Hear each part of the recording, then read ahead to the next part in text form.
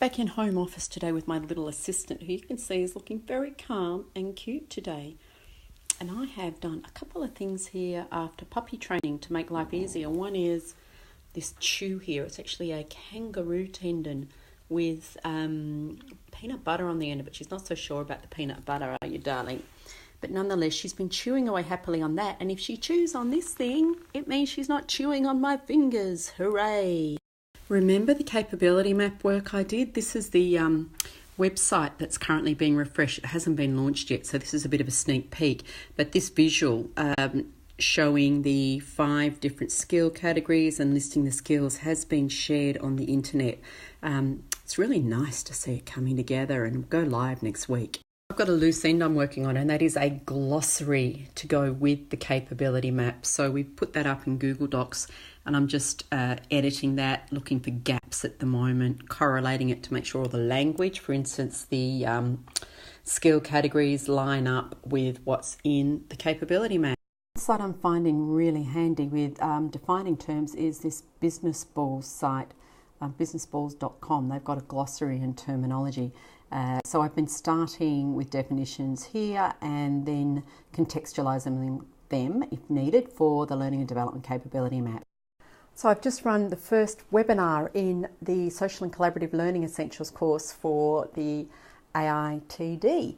The first one is the driest and the least interactive. I did try to get interaction going, tapping into what people have used before for social learning in terms of tools, theories.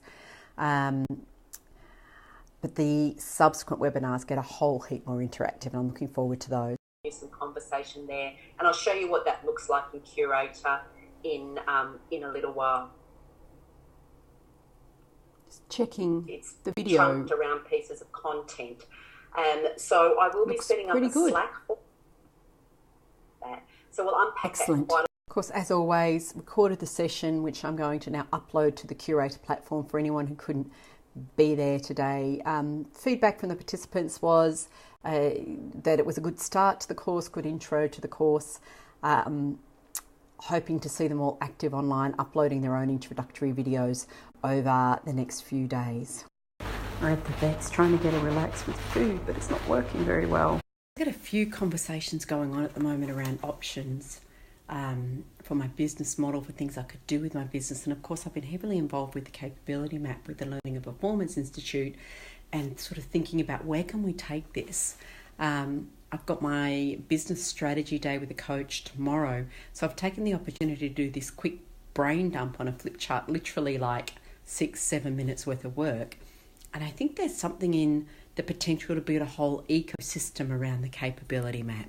Kind of flip charted all of it out, and I didn't get the sense, I didn't understand that what I was looking at was an ecosystem until after I'd pulled all of this out. Now it looks pretty messy, but I look at this and I can see stuff around self-assessments, around team assessments, which are being built out now, but beyond that, around role mapping to skills, around generating development plans and reviewing the effectiveness of development plans, understanding what people are doing to develop the skills they've selected, giving people information to data on roles so they can benchmark for this role, what kind of skills are people selecting, and how are they going about developing those, and what works and what doesn't, to the